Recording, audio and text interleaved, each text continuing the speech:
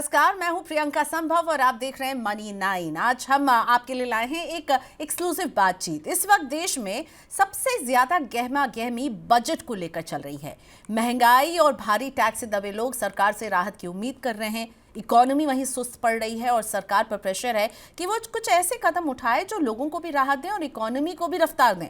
अब इकोनॉमी और बजट को समझना हर किसी की बात नहीं है, तो इन्हें सबसे आसान तरीके से कोई ऐसा शख्स ही समझा सकता है जो खुद बजट बनाने से लेकर इकोनॉमिक पॉलिसीज बनाने की प्रक्रिया में शामिल रहा हो। तो आज मेरे खास मेहमान एक ऐसी शख्सियत हैं। मैं बात कर रही हूँ सुभाष चंद्र गर्ग जी की। सुभाष चंद्र गर्ग देश के केंद्र में फाइनेंस सेक्रेटरी और इकोनॉमिक अफेयर सेक्रेटरी रह चुके हैं। बजट बनाने से लेकर आर्थिक नीतियों के गठन में इनकी भूमिका रही है। 1983 बैच के IAS अफसर गर्ग अब रिटायर जरूर हो चुके हैं, लेकिन he is definitely not out of touch. इनकी किताबें जो हैं वो सुर्खियां बटोरती हैं और अर्थव्यवस्था और पॉलिसी मैटर से इनका लगाव भी हमें साफ नजर आता है जब वो लिखते हैं। 2022 में हमने देखी $10 ट्रिलियन ड्रीम, 2023 में वी ऑल्सो मेक पॉलिसी और 2024 में इनकी किताब $10 ट्रिलियन ड्रीम डेंटेड, जिसमें पिछले बजट का पूरा एनालिसिस ये लेकर आए थे। वैसे वी ऑल्सो मेक पॉलिसी आदि मैं पढ़ चुकी हूँ, काफ़ी कुछ खुलासे जो है उन्होंने सुर्खियों भी बटोरे हैं। Thank you so much Garg sir, आपने वक्त निकाला मनी 9 के दर्शकों के लिए। बहुत स्वागत है आपका। शुक्रिया प्रियंका, बहुत बहुत बढ़िया लग रहा है आपके साथ बात करके। आपसे जब भी बात करती हूँ तो कुछ नया सीखने को मिलता है, और आज मैं ऐसे वक्त में आपसे बात कर रही हूँ जब बजट आने वाला है सर।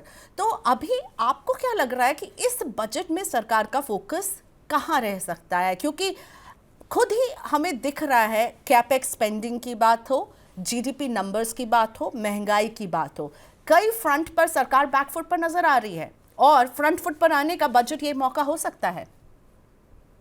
देखिए, सरकार के लिए पूरा बजट उसकी जिम्मेवारी होता है, और बजट के हर पक्ष में सरकार के साथ इकोनॉमी और देश के लोगों का भला जुड़ा हुआ होता है। आप चाहे टैक्स साइड में ले लीजिए, रिसोर्सेज साइड में, तो टैक्स पॉलिसी क्या होनी चाहिए, लोगों को क्या किस तरह से राहत मिलनी चाहिए या उनको टैक्स लगाना चाहिए, कॉरपोरेट्स के टैक्स की क्या स्थिति होनी चाहिए, हमारे बहुत सारे नॉन टैक्स मेजर्स होते हैं उनके लिए क्या करना चाहिए, डिसइन्वेस्टमेंट पे क्या करना चाहिए, प्राइवेटाइजेशन पे क्या करना चाहिए, मोनेटाइजेशन पे क्या करना चाहिए, और कितना कर्जा लेना चाहिए, कम ज़्यादा। ये सब रिसीट साइड में आपको बजट बनाते समय ध्यान रखना पड़ता है। सरकार किसी भी इन मुद्दों को इग्नोर नहीं कर सकती। दूसरी तरफ आपके एक्सपेंडिचर की बहुत बड़ी हम करीब 48 से 50 लाख करोड़ रुपया सरकार के बजट की साइज होती है। उसमें हर वर्ग के लिए एक्सपेंडिचर का प्रावधान होता है। आपने कैपिटल एक्सपेंडिचर की बात की, इसी तरह से लोगों के लिए वेलफेयर, उनको रीडिस्ट्रीब्यूशन, उनको मदद पहुंचाने की बात होती है। और सबसे बड़ा सरकार की जो खुद की सबसे बड़ी जिम्मेवारी है कि वो public goods and services, defence, social defence, security, law and order, justice, ये पोल्यूशन, ये सब कैसे प्रोवाइड करे। तो हमेशा बजट पूरी एक होलिस्टिक एक्सरसाइज है, ये कंप्लीट एक्सरसाइज है। लेकिन जैसा आपने हिंट देने की कोशिश की कि हर समय और मकाम पे कोई ऐसी चीज़ें होती हैं जो ज़्यादा अटेंशन की जिनको ज़रूरत पड़ती है। जैसे इस समय इन्फ्लेशन का मुद्दा है, अनएम्प्लॉयमेंट का मुद्दा है, ग्रोथ रुक सी गई है थोड़ी सी, 5.4% ग्रोथ आई सेकेंड क्वार्टर में।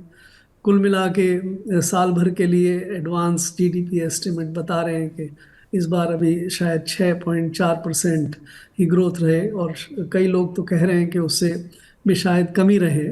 तो ये मुद्दा भी सरकार के लिए बहुत बड़ा है।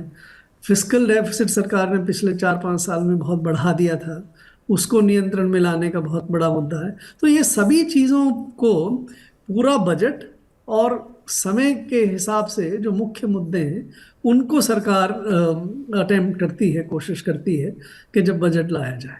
तो सर आपको क्या लगता है अभी मुख्य मुद्दा क्या है, या सबसे बड़ी चुनौती जिसको आपको लगता है सरकार को प्रायोरिटाइज करना होगा?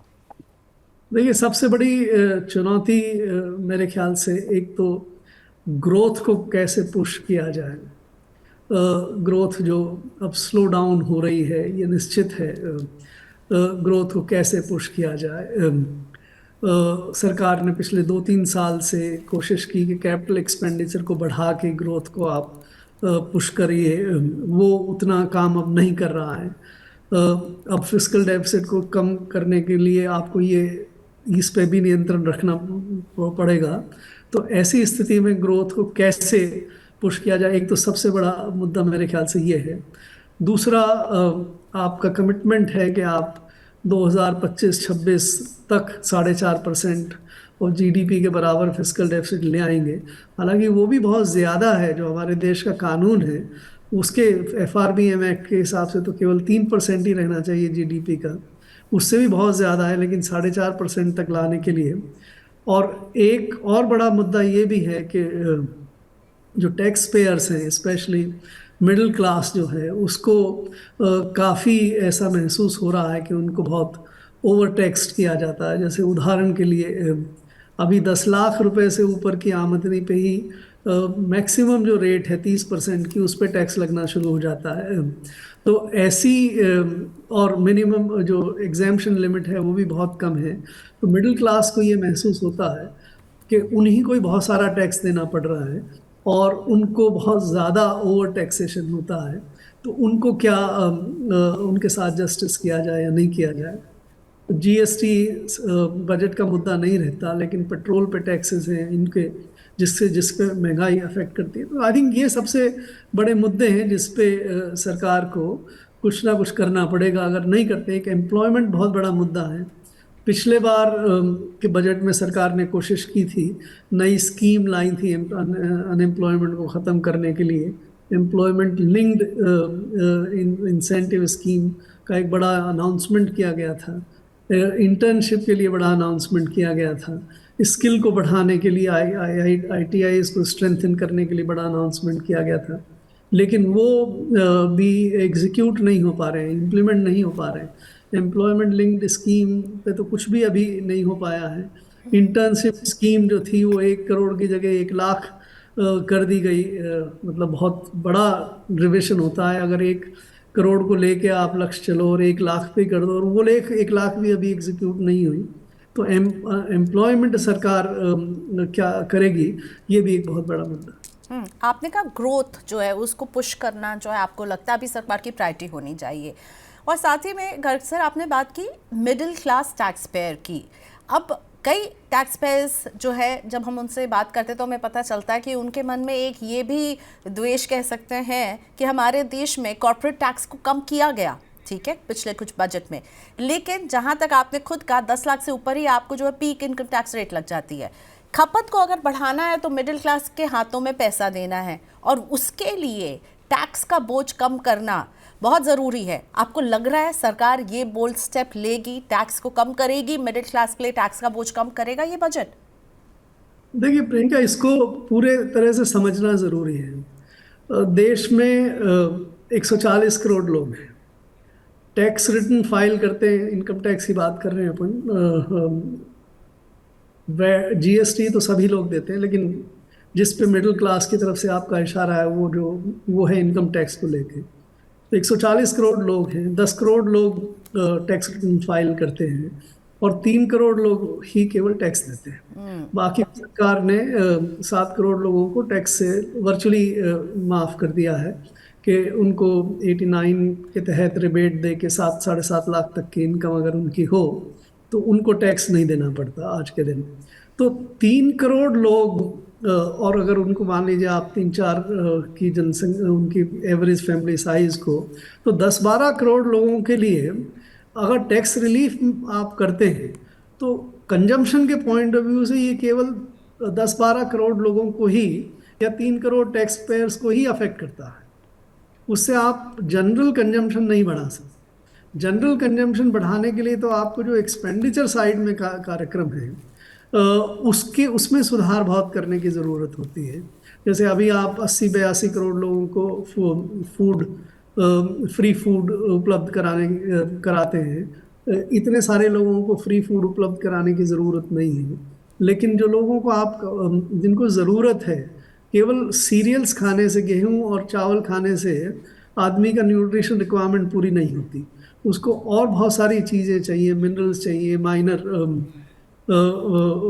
फैट भी चाहिए, पल्सेस भी चाहिए, मिनरल्स के साथ माइक्रो न्यूट्रिएंट्स भी चाहिए। तो आपको एक पूरा होलिस्टिक फूड अगर मिले तो उसको उसके माध्यम से आपका कंजम्पशन इम्प्रूव हो सकता है, आपके न्यूट्रिशन स्टैंडर्ड इम्प्रूव हो सकते हैं। तो ऐसा करने के लिए आप क्या कर सकते हैं, तो दोनों साइड से, ये मैं नहीं कह रहा हूँ कि 3 करोड़ लोग या 3 करोड़ टैक्स फाइलर या 10 करोड़ लोगों को रिलीफ की ज़रूरत नहीं है। जैसे मैंने शुरू में भी कहा कि उनको बहुत बड़े रिलीफ की ज़रूरत है। उनके लिए टैक्स को रेशनलाइज करना चाहिए, पीक रेट को हटाना चाहिए, बढ़ाना चाहिए, मिनिमम एग्जाम्पशन लिमिट को आगे ले जाना चाहिए, उनको भी रिलीफ दें। बट अगर आप देश के कंजम्पशन को एड्रेस करना चाहें पूरी तरह से, तो ज़्यादा काम करने की ज़रूरत ही है एक्सपेंडिचर साइड में। और साथ में वैट और जीएसटी जो है, जिसमें हर आदमी का, हर परिवार जीएसटी और पेट्रोल और डीजल पे वैट का पेमेंट करता है। अगर वहाँ पे रिलीफ मिलती है तो सभी लोगों को रिलीफ मिलती है, पूरे देश को रिलीफ मिलती है। वहाँ पे भी रेशनलाइजेशन करने की ज़रूरत है। तो कुल मिला के 3 कदम अगर आप उठाएं तो आप ये जो कंजम्पशन के इशू को एड्रेस कर सकते हैं। टैक्स पेयर मिडिल क्लास को पीक और मिनिमम एग्जाम्पशन लिमिट, जीएसटी को और जो पेट्रोल वगैरह के पे वैट टैक्स है उस पर आप थोड़ा रेशनलाइजेशन करें। और तीसरी तरफ एक्सपेंडिचर साइड से अगर आप जो गरीब और वैसे तबके के लोगों का है उन पे अगर आप रेशनलाइज करके और उनके कंजम्पशन के स्टैंडर्ड को बढ़ाएं तो मेरे ख्याल से देश के कंजम्पशन की जो समस्या है उसमें काफ़ी मदद मिल सकती है। गर्ग सर, एक बहुत ही इंटरेस्टिंग खबर जो है काफ़ी चली, एक न्यूज़ एजेंसी ने कहा कि 15 लाख तक की इनकम को टैक्स फ्री कर देगी सरकार। आपको लगता है एक ऐसा स्टेप हम देख सकते हैं क्या इस बजट में, या फिर it is too much to ask for और ये हमारी विम्स और फैंसी है? आई थिंक ये विम्सिकल है, ऐसा करना ना तो उचित है और ना ऐसा करना चाहिए। आपको ये करना चाहिए कि आप 4 या 5 लाख तक तो आप मिनिमम थ्रेश होल्ड कर दीजिए, उससे नीचे कोई टैक्स न लगे। आप दोनों रिजीम्स को मर्ज कर दीजिए और उसके बाद जो टैक्स स्लैब्स को अगर आप आगे ले जाएं, जैसे आप ये जो पीक रेट को अट्रैक्ट करने वाला है उसको आप 25 लाख की तरफ ले जाएं और 10% को 5% से 15 लाख के बीच में ले जाएं और 15 से 25 के बीच में 20% ले जाएं, तो वो ज़्यादा सिस्टमेटिकली और बेहतर रिलीफ देगा। 15 लाख अगर आपने मिनिमम एग्जाम्पशन लिमिट कर दी तो पूरी तरह से व्यवस्था जो है वो चरमरा जाती है, गड़बड़ा जाती है। ऐसा नहीं करना चाहिए। ठीक है, लेकिन आप इससे ज़रूर जो है अग्री करते हैं कि हाँ, जो मिनिमम इनकम टैक्स की जो एग्जेम्पशन लिमिट है उसको अभी न्यू टैक्स में 3, ओल्ड टैक्स में 2.5, इसको बढ़ाने की गुंजाइश है। ये जो डुअल टैक्सेशन जो हम लोग देख रहे हैं, ओल्ड और न्यू, आपको नहीं लग रहा अब ओल्ड को बाय कह सकती है सरकार? क्योंकि रिपोर्ट्स बता रही है कि 72% of people chose new scheme rather than going for the old scheme.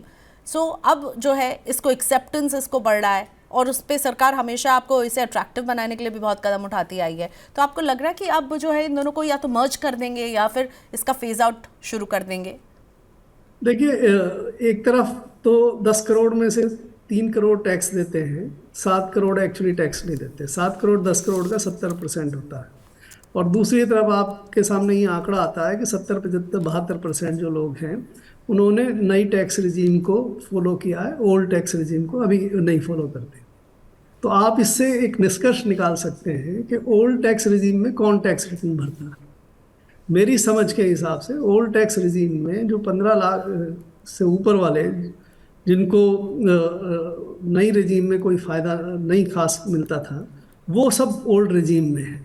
और जो एक्चुअली टैक्स देते हैं, तो जो एक्चुअली टैक्स देते हैं उसका अगर प्रोपोर्शन आप देखें कि वो अभी ओल्ड रिजीम में है या नई रिजीम में है, तो आपको पता लगेगा कि लगभग उसमें से 80-85 से 90% जो टैक्स फाइलर्स हैं वो अभी ओल्ड रिजीम में है। वो ओल्ड रिजीम में क्यों है? ओल्ड रिजीम में अभी भी कुछ बड़े टैक्स कंसेशंस हैं, जैसे हाउसिंग पे है। हाउसिंग पे आपको एग्जाम्पशन भी मिलता है, इंटरेस्ट पे आपको पूरा डिडक्शन मिलता है, मेडिकल एक्सपेंसेस हैं, दूसरे और कुछ डिडक्शंस हैं जिनके सेविंग्स बैंक पे और इन पे कई सारे और डिडक्शंस हैं, जिसके कारण से उनके लिए न्यू टैक्स रेजीम जो है वो बिल्कुल फ़ायदेमंद नहीं है और इसलिए वो ओल्ड रेजीम में कंटिन्यू कर रहे हैं। अब इसका समाधान क्या हो सकता है? इसका समाधान ये हो सकता है कि अगर आप ये जो कुछ 3-4 बड़े कंसेशंस हैं, एग्जाम्पशंस हैं, अगर उनको आप कंटिन्यू करें और फिर नई और पुरानी जो दोनों रेजीम को मर्ज कर दें और जो नई स्कीम का स्ट्रक्चर है वो पूरा अपना लें, तो आपको ऐसा एक सोल्यूशन मिल सकता है जिससे ना तो जो नई स्कीम में लोग आ गए हैं उनका कोई नुकसान होता है और ओल्ड स्कीम में जो चल रहे थे वो भी नई स्कीम में स्विच ओवर करने पे उनको कोई नुकसान नहीं मिलेगा। तो ऐसा सोल्यूशन निकाल के अगर आप इंटीग्रेट करते हैं तो आपको इंटीग्रेट कर देना चाहिए। दो रजीम को चलाने में कोई सेंसिबल बात नहीं है, लेकिन अगर जब तक ये एग्जाम्पशन रहते हैं और वो जस्टिफाइड एग्जाम्पशन, हाउसिंग में इन्वेस्टमेंट ख़त्म हो जाएगा अगर आपने हाउसिंग के इन्वेस्टमेंट्स पे जो कंसेशंस हैं उसको भी आपने ख़त्म कर दिया। इसी तरह से मेडिकल पे और ये डिपॉजिट्स पे और ये कैपिटल गेन्स वगैरह पे जो टैक्सेशन है उसको अगर आपने एग्जाम्पशंस या कम रेट को ख़त्म कर दिया तो लोग जो हैं वो उन पे काफ़ी भारी असर पड़ेगा। तो ये इस कंस्ट्रक्टिव तरीके से मर्जर करते हुए आगे हमें बढ़ना चाहिए। Okay, so spoken like a true economist, एक वाइबल मर्जर एंड एक्वेशन की यहाँ पर ज़रूरत है जिसमें विन विन सिचुएशन हो ओल्ड में जो लोग जा रहे हैं और टैक्स अदा कर रहे हैं उनके लिए। सर, आप ही का एक आर्टिकल पढ़ रही थी, उसमें आपने लिखा था कि नवंबर एंड तक गवर्नमेंट ने जो कैपिटल एक्सपेंडिचर है वो केवल 5.14 ट्रिलियन का किया है, which is just 46.2% of total budgeted capex. Okay, तो कैपेक्स को लेकर के सरकार को जितनी स्पेंडिंग करनी चाहिए थी उससे हो सकता है ये फिगर्स, अब हम जब बात कर रहे हैं, ये नवंबर की बात थी, थोड़े से बढ़े होंगे, लेकिन स्टिल एक बहुत बड़ा गैप है। कैपेक्स को लेकर के सरकार इस बार उतनी स्पेंडिंग नहीं कर पाई है। ये बिल्कुल सही है और ये तो फैक्ट है। 8 महीने निकल गए, 8 महीने के बाद अब पिछले साल के भी जो खर्चे थे कैपेक्स पे उससे करीब 15% आप पीछे हैं और जिस गति से कैपेक्स अब चल रहा है कोई संभावना नज़र नहीं आती कि सरकार 10 लाख करोड़ से ज़्यादा कैपेक्स इस बार कर पाएगी।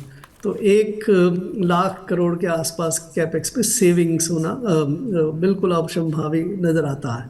अब ये उस स्थिति में जबकि सरकार के हिसाब से कैपेक्स उसका यूएसपी है, सबसे बड़ा सेलिंग प्रपोजिशन रहा है पिछले तीन बजट में, उसके बावजूद भी आप नहीं कर पाते हैं, खर्च नहीं कर पा रहे हैं। तो ऐसी स्थिति में और अगर इसको आप और गहराई में देखना पसंद करें कि जो कैपेक्स हो रहा है उसका अर्थव्यवस्था पे कितना पॉजिटिव इफेक्ट पड़ रहा है, अगर आप देखेंगे तो आपको लगेगा कि रोड कैपेक्स को छोड़ के बाकी बहुत सारा और कैपेक्स जो है उससे इकोनॉमिक ग्रोथ पे कोई अच्छा असर नहीं पड़ रहा।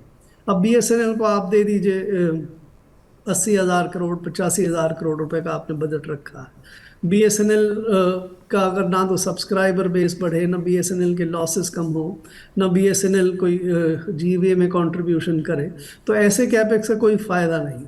इसी तरह से रेलवे कैपेक्स की प्रोडक्टिविटी काफ़ी सस्पेक्ट है। डिफेंस वगैरह पे तो बाय डेफिनेशन उस कैपेक्स का इकोनॉमी पे बहुत कम असर पड़ता है क्योंकि वो इन्वेस्टमेंट नहीं है, वो तो एक्चुअली एक तरह से कंजम्पशन पे खर्चा होता है।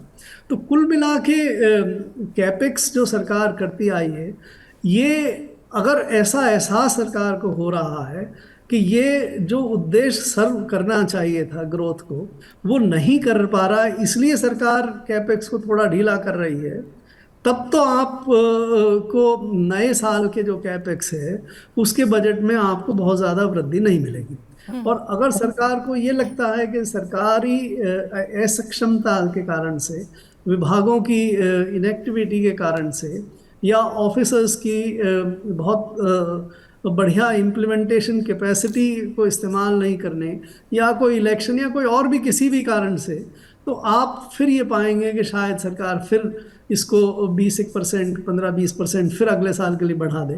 पर मेरा अपना मान्यता ये है कि ये कैपेक्स ना तो बहुत उपयोगी है आर्थिक कुल मिला के आर्थिक गति को विकास देने के लिए, और ना ही सरकार सबसे बड़ी एजेंसी है, इकोनॉमिक एजेंट है कि इकोनॉमिक प्रोडक्टिविटी ऑफ इन्वेस्टमेंट को बढ़ाने के लिए। तो अब सरकार को चाहिए मेरी नज़र में कि एक पिवट वापस लाए। कैपेक्स का काम प्राइवेट सेक्टर को होना चाहिए। किस तरह से लेकिन वहां प्राइवेट, पर भी तो सर हम देख रहे हैं प्राइवेट स्पेंडिंग नहीं हुई है। बिल्कुल सही कह रहे हैं। प्राइवेट स्पेंडिंग, देखिए प्राइवेट जो कैपेक्स है उसको आप हम तीन तरीके से देख सकते हैं।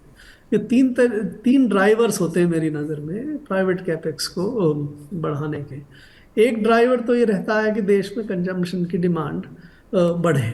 तो उससे जो सारा जो ट्रेडिशनल है, चाहे आप फूड प्रोसेसिंग से ले लीजिए, कपड़ों से ले लीजिए, और ड्यूरेबल असेट्स ले लीजिए, फ्रिज वगैरह, टीवी, जितना भी जो नॉर्मल कंजम्पशन एक्सपेंडिचर होता है सरकार लोगों का, अगर उसमें ग्रोथ होती है तो कैपेसिटी देश की जो है वो कम होने लगती है, और फिर नई कैपेसिटी क्रिएशन करने के लिए आप इन्वेस्टमेंट करते हैं।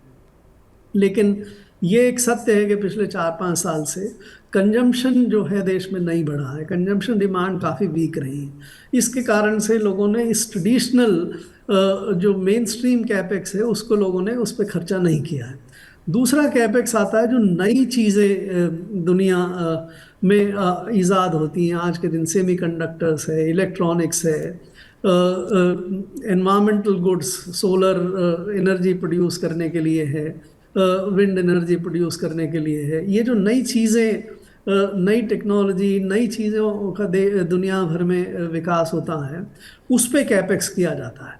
अनफॉर्चुनेटली वहाँ पे हम ना तो टेक्नोलॉजी लीडर हैं और ना ही हमने इतनी अच्छी तरह से दुनिया के साथ टेक्नोलॉजी एग्रीमेंट करके यहाँ पे प्रोडक्शन, आप कभी भी थोड़ा गहराई में जाके देखेंगे तो क्यों नहीं इलेक्ट्रिक व्हीकल्स देश में प्रोड्यूस होते, क्यों नहीं सोलर बैटरीज पे या सोलर सेल्स पे और मॉड्यूल्स पे इन्वेस्टमेंट देश में बहुत ज़्यादा आता है।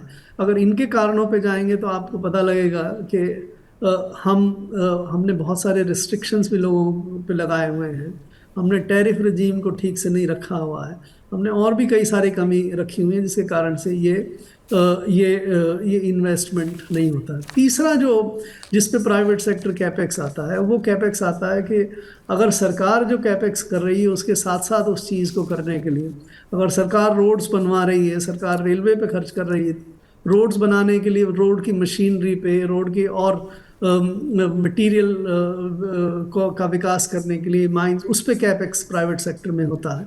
तो तीसरा वाला कैपेक्स तो हो रहा है पिछले कुछ समय से। पहले कैपेक्स में दिक्कत है, और सेकंड में हम लोगों ने जिस तरह से पॉलिसी, चाहे पीएलआई हो, पीएलआई भी बहुत सारी पीएलआई हमारी बहुत सक्सेसफुल नहीं हुई। इन सब चीज़ों को अगर आप ध्यान में देख के एनालिसिस करें तो ये पहले दो तरह के कैपेक्स देश में नहीं हो रहे हैं। प्राइवेट सेक्टर को ही करने, और कोई नहीं कर सकता।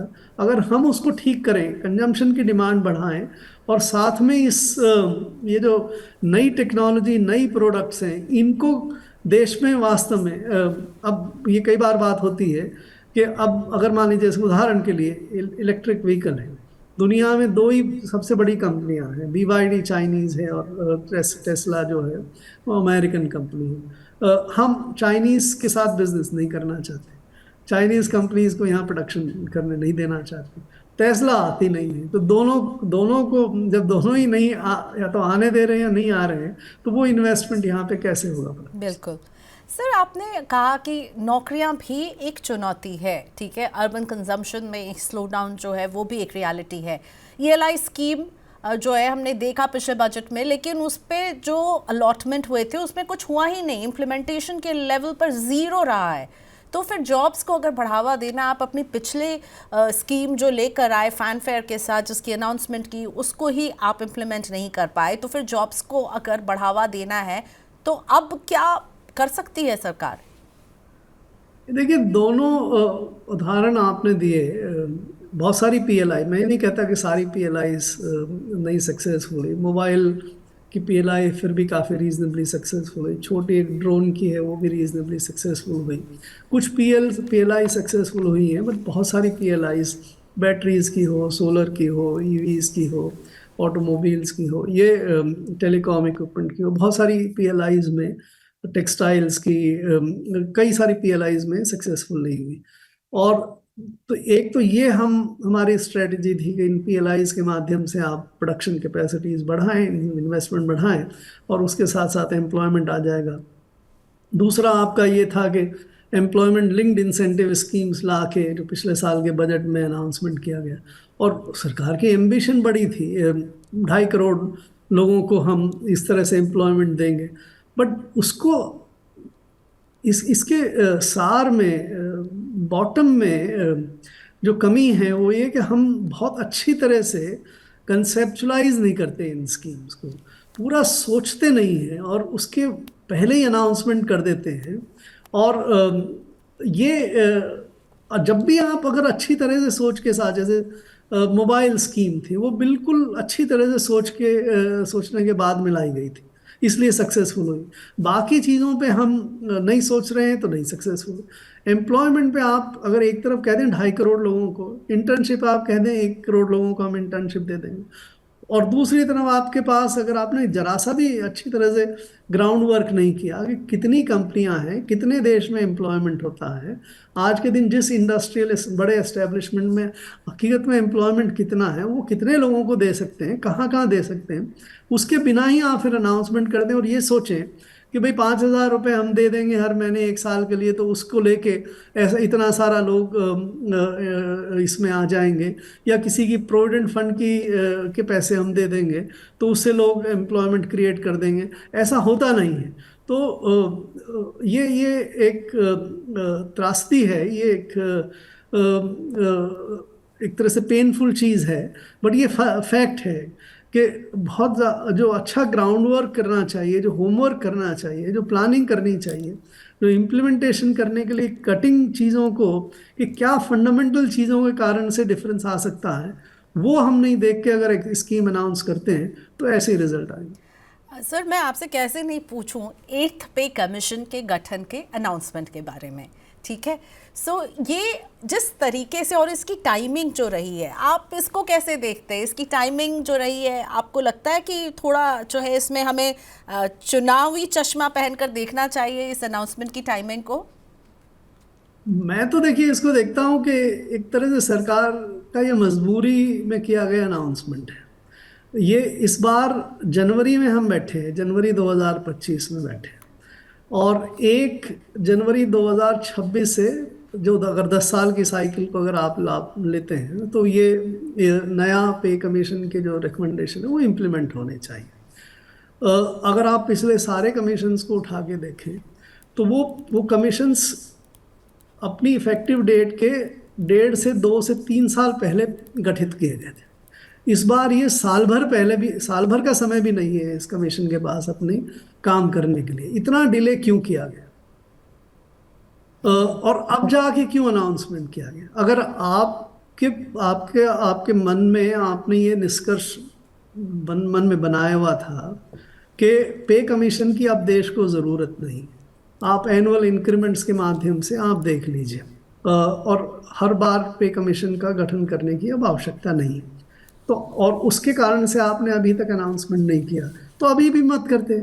आप उसको अपने एक प्रिंसिपल के रूप में उस डिसीजन को बता दे देश को कि भाई आगे से देश में जो वेतन इंक्रीमेंट्स और डियरनेस एडजस्टमेंट्स या ग्रेचुइटी और ये इसकी व्यवस्था ये रहेगी। आप उन्होंने कर देते, वो मुश्किल नहीं है, लेकिन आपने किया नहीं, डिले करते रहे कि कभी किसी समय बता देंगे, ये इलेक्शंस हो जाएंगे उसके बाद बता देंगे, लेकिन अब जब यहाँ इलेक्शन दिल्ली के आ रहे हैं तो आप अनाउंसमेंट कर देते हैं। तो मुझे तो ये कुछ मजबूरी में किया हुआ सौदा। लेकिन एक बात बताइए, 8th पे कमीशन जो है बन जाएगा तो लोगों को उम्मीद है कि भाई उनके लिए जो है वो उनके पैसे बढ़ेंगे, पेंशन बढ़ेगी। अब ये जो खर्चा है तो सरकार के खजाने पर आएगा ना, क्या सरकार इसको वहन कर पाएगी? देखिए, जब पे कमीशन आप बनाते हैं तो आप इस बात को मान के चलते हैं कि वो निश्चित रूप से कुछ ना कुछ इंक्रीज होती है। अगर आप पिछले 3-4 पे कमीशंस का देखिए तो तकरीबन 20 से 40% तक जो उस समय के पे और डियरनेस अलाउंसेस थे उसमें इंक्रीज हुई है। राइट। तो आप ने अब ये स्वीकार कर लिया, मैं ये मान के चलता हूँ कि जैसे आपने पे कमीशन का निर्णय किया तो आपने ये स्वीकार कर लिया कि हमें मिनिमम 15% 20% इंक्रीज तो देनी होगी। राइट। क्योंकि अब अगर गठन के बाद या तो पे कमीशन रिकमेंड करे कि भाई नहीं इनको कोई इंक्रीज मत दो या 5% 7% इंक्रीज दे दो, तो उससे और ज़्यादा डिसअफेक्शन हो। राइट। तो ये सरकार ने सोच समझ के ये स्वीकार करने के बाद अगर आपका बिल जो भी 5 लाख करोड़ है या 7 लाख करोड़ का आपका बिल है सैलरी का, अगर आप उसके बाद और पेंशन वगैरह का, तो उस पर आपको ये इंक्रीज आप मान के चल रहे हैं कि हमें देनी पड़ेगी। और सरकार इसको चाहे एडमिनिस्ट्रेटिव, क्योंकि लोगों की एफिशिएंसी पे कोई इतना फर्क नहीं पड़ता है, ये केवल कॉस्ट इंक्रीज है। राइट। उसकी लोगों की एफिशिएंसी पे या लोगों के आउटपुट पे इससे कोई फर्क नहीं पड़ता। तो जब आप गठन कर रहे हैं तो आप स्वीकार कर रहे हैं कि अब हमें इतना खर्चा और देना पड़ेगा। Sir what about fiscal deficit, आपको सरकार इस फ्रंट पर कहाँ दिख रही है? क्योंकि मुझे पता है आप लोग जब ऑफिस में थे तो एक बार आपने कहा था कि फिस्कल डेफिसिट को लेकर के ना हम लोग बहुत ज़्यादा जर्नलिस्ट जो है बहुत एक्साइटेड रहते हैं। So how could I not ask you, आप फिस्कल डेफिसिट के फ्रंट पर सरकार को कहाँ देख रहे हैं? देखिए 2020-21 में फिस्कल डेफिसिट के बारे में जो सैद्धांतिक और फिलोसॉफिकल डिस्कशन इस देश में है उसमें काफ़ी परिवर्तन आ गया। उससे पहले 3% फिस्कल डेफिसिट एक तरह से महामंत्र था। एक ऐसी जिजीविषा के जिसको सरकार हर कीमत पे हासिल करना चाहती। राइट। तो उस समय जब और इंडस्ट्री उस समय और जो एनालिस्ट फाइनेंशियल वर्ल्ड में अगर देखते थे कि भाई सरकार इसको हासिल करने के लिए कुछ ऑफ बजट की तरफ जा रही है, कई खर्चे छुपा रही है, तो उससे जो एक्साइटमेंट आता था इंडस्ट्री में फाइनेंस में वो अपनी जगह पे जस्टिफाइड था। और सरकार जस्टिफाइड इस तरह से नहीं थी कि अगर फिस्कल डेफिसिट एक्चुअली 3% से ज़्यादा है तो और आप उसको छिपा के फूड सब्सिडी है, एफसीआई को आप एनएसएसएफ से दे देंगे या कहीं इस तरह से कर ऐसे फिस्कल डेफिसिट को मैनेज करने में का औचित्य नहीं। लेकिन 2020-21 के बाद एकदम से जो नैरेटिव बदल दी गई सरकार की तरफ से कि अब 5% 6% फिस्कल डेफिसिट भी ऑल राइट है, 25-26 तक हम 4.5% तक ही लाएंगे। और उस समय मुझे ऐसा नज़र आता है कि जो फाइनेंशियल मार्केट्स हैं वो सरकार के प्रति ज़्यादा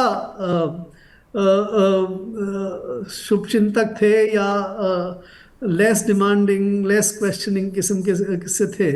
वो भी उतना ही मेरे ख्याल से गलत था।